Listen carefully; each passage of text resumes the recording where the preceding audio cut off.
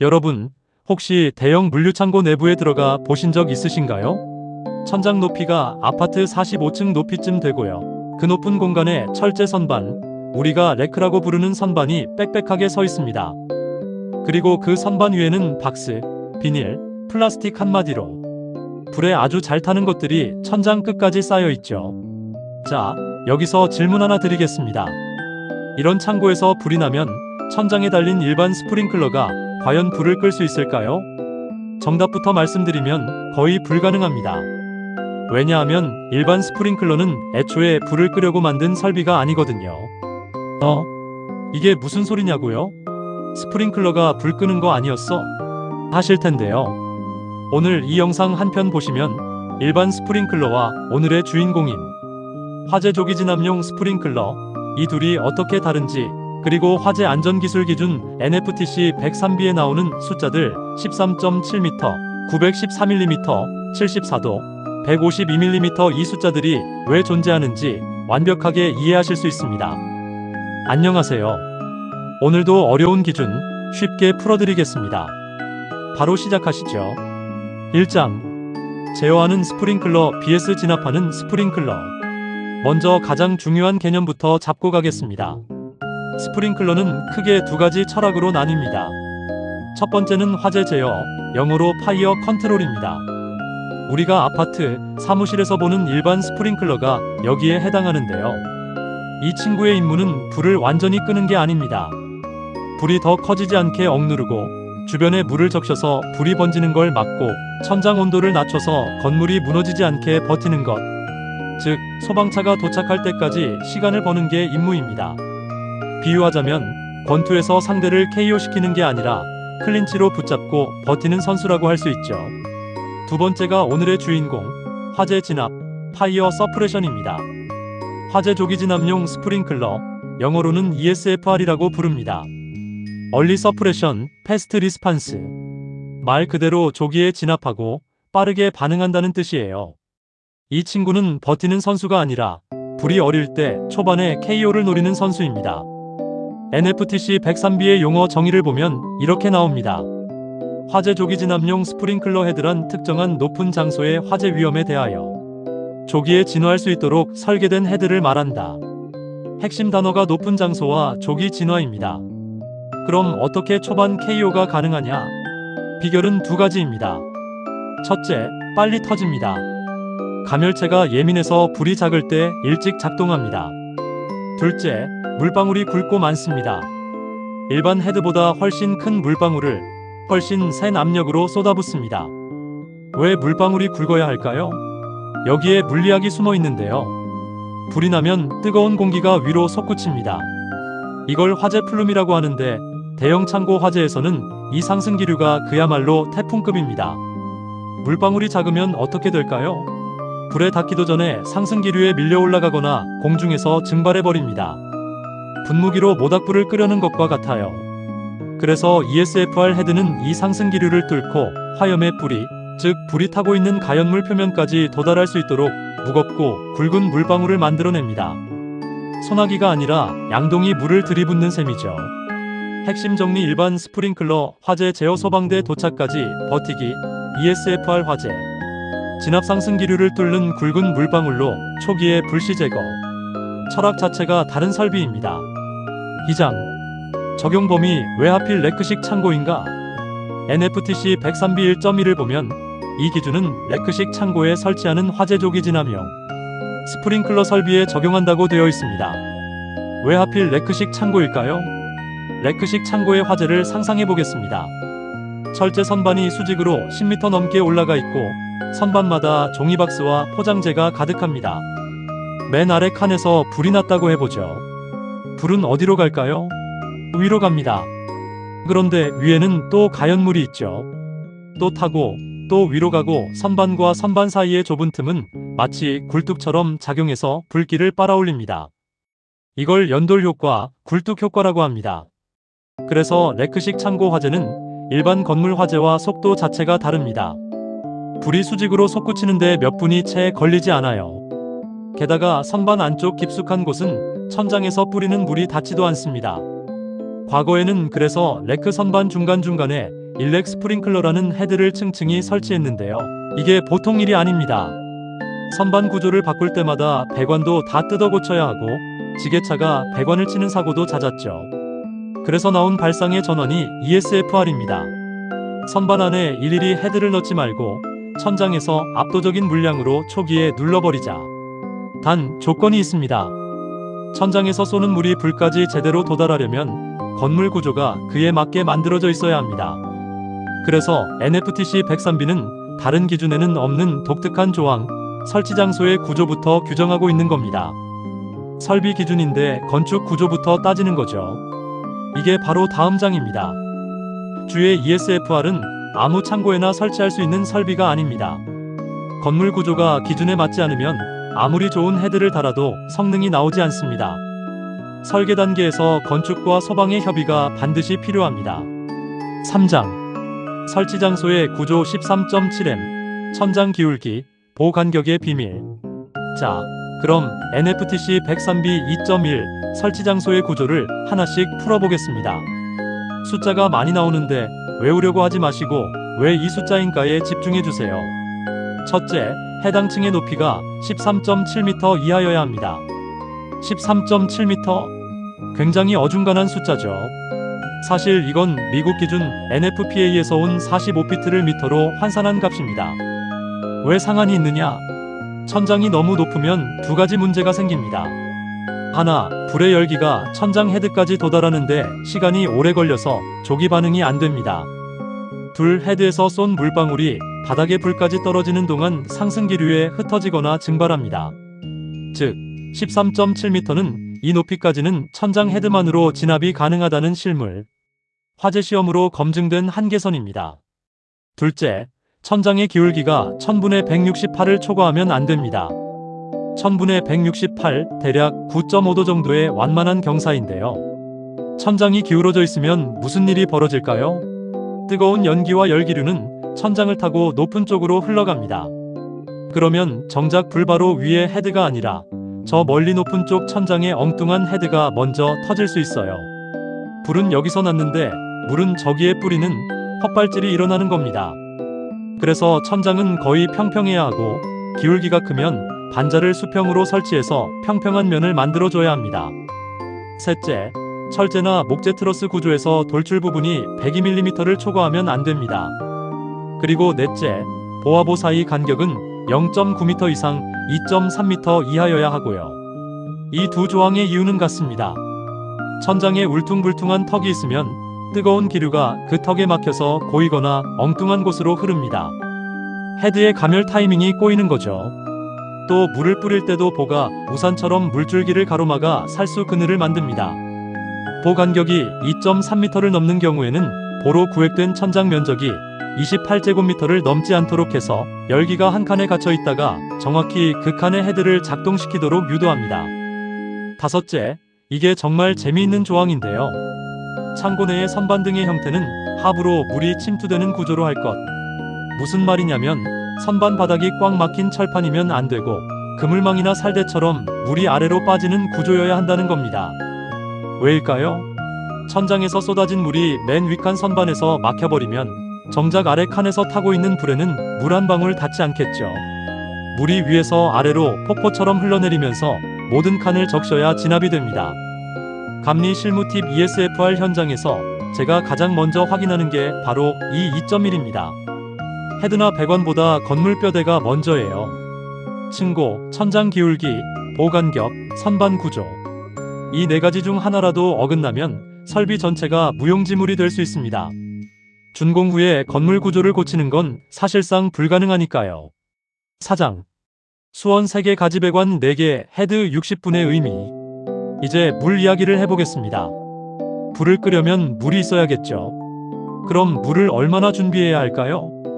NFTC 103B 2.2 일은 이렇게 말합니다.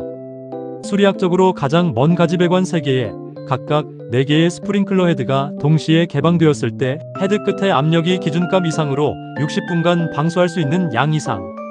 말이 좋은 어렵죠? 하나씩 풀어보겠습니다.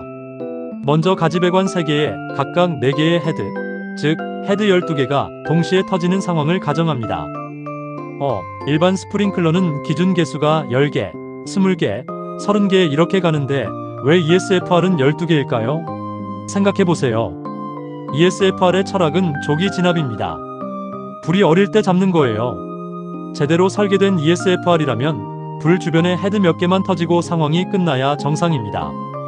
실물 화재 시험에서도 대부분 12개 이내에서 진압이 됐습니다. 그래서 12개. 만약 헤드가 수십 개씩 터지는 상황이라면 그건 이미 ESFR이 실패했다는 뜻입니다. 그리고 수리학적으로 가장 먼이라는 말은 펌프에서 제일 멀어서 압력이 가장 불리한 위치를 기준으로 하라는 뜻입니다. 제일 불리한 곳에서도 성능이 나오면 나머지는 당연히 되겠죠. 시험 공부할 때 제일 어려운 문제를 기준으로 준비하는 것과 같습니다. 다음, 60분간 방수. 일반 스프링클러는 20분이 기본인데 ESFR은 무려 3배인 60분입니다. 왜일까요? 창고에는 가연물이 산더미처럼 쌓여 있습니다. 불꽃을 눌러서 껐다고 해도 깊숙한 곳에 남은 불씨가 다시 살아날 수 있어요. 캠핑 가서 모닥불 끌 때 물 한 번 붓고 끝내지 않잖아요. 잿더미를 뒤적이면서 계속 물을 부어 완전히 식히죠. 그것과 같습니다. 60분 동안 계속 물을 부어서 재발화의 싹까지 잘라내는 겁니다. 그리고 수원 계산의 핵심, 표 2.2, 1입니다. 이 표는 세 가지 변수의 조합인데요. 최대 층고, 최대 저장 높이, 그리고 헤드의 K값입니다. K값이 뭐냐? 쉽게 말해 헤드가 물을 쏟아내는 능력치입니다. 수도꼭지 구멍 크기라고 생각하시면 돼요. K값이 클수록 같은 압력에서 더 많은 물이 나옵니다. 표를 보시면 K360, K320, K240, K200 헤드가 있고 층고와 저장 높이가 높을수록 K값이 작을수록 더 높은 방사 압력을 요구합니다. 예를 들어 층고 13.7m, 저장 높이 12.2m인 최악 조건에서는 K360 하향식 헤드 기준 0.28MPa 이상의 압력이 필요합니다. 반대로 층고 9.1m, 저장 높이 7.6m의 낮은 창고라면 K360 헤드로 0.10MPa이면 되죠. 불이 클 가능성이 높은 조건일수록 더 강한 물줄기를 요구하는 지극히 상식적인 구조입니다. 수원량 공식은 Q12인 60K10P입니다. 12는 헤드 개수, 60은 60분, 그리고 K와 압력의 제곱근을 곱합니다. 예를 들어 K360 헤드에 0.28MPa이면 헤드 하나에서 1분에 약 600L 가까운 물이 나옵니다. 12개면 분당 7톤이 넘죠. 60분이면 400톤이 훌쩍 넘는 어마어마한 양입니다. 25m 수영장 물의 상당 부분을 쏟아붓는 셈이에요. 이게 바로 진압의 대가입니다. 그 외에 유효 수량의 3분의 1 이상을 옥상에 별도로 두는 옥상 수조 규정, 전용 수조 원칙, 수조 표지 등은 일반 스프링클러 설비와 거의 같은 구조이니 이 부분은 제 NFTC 103 영상을 참고해 주시면 되겠습니다. 쉬운 암기법 ESFR 수원 3세계 가지배관 포넥의 헤드 60 60분 12개 헤드가 60분 이것만 기억하셔도 절반은 먹고 들어갑니다. 5장 가압송 수장치 펌프 성능 시험 140%와 65%의 이유. 물을 준비했으면 이제 그 물을 천장 13m 높이까지, 그것도 강한 압력으로 쏘아 올릴 힘이 필요합니다. 그게 가압송 수장치, 쉽게 말해 소방 펌프입니다. 펌프 기준에서 시험에도 잘 나오고 현장에서도 중요한 숫자가 있습니다. 바로 2.3, 1.5 펌프의 성능 조건입니다. 최저 운전 시 전격 토출 압력의 140%를 초과하지 않고 전격 토출량의 150%로 운전 시 전격 토출 압력의 65% 이상이 되어야 한다. 암호 같죠? 자동차로 비유해 보겠습니다. 최저 운전이란 펌프 출구 밸브를 꽉 잠근 상태에서 펌프를 돌리는 겁니다. 물이 나갈 곳이 없으니 압력이 계속 올라가겠죠. 이때 압력이 전격의 140%를 넘으면 안 됩니다. 왜냐? 압력이 무한정 치솟으면 배관이 터지거나 부속이 깨질 수 있거든요. 자동차로 치면 엑셀을 끝까지 밟아도 엔진이 터지지 않도록 한계 회전수를 걸어두는 것과 같습니다. 반대로 전격 토출량의 150% 운전은 평소보다 1.5배 많은 물을 뽑아내는 과부하 상황입니다. 이때도 압력이 전격의 65% 이상은 유지돼야 해요. 화재 현장에서는 헤드가 예상보다 많이 터질 수도 있고 소방차가 추가로 물을 뽑을 수도 있습니다. 그런 비상 상황에서도 펌프가 퍼지지 않고 어느 정도 힘을 내줘야 한다는 거죠. 짐을 1.5배 실어도 언덕을 오를 수 있는 트럭이어야 한다는 겁니다. 그리고 충화 펌프 이야기도 잠깐 드리면요. 배관은 아무리 잘 시공해도 미세하게 압력이 셉니다. 압력이 떨어질 때마다 덩치 큰 주펌프가 매번 기동하면 펌프도 모터도 금방 망가지겠죠. 그래서 작은 보조 펌프인 충화 펌프가 수시로 조금씩 압력을 보충해줍니다.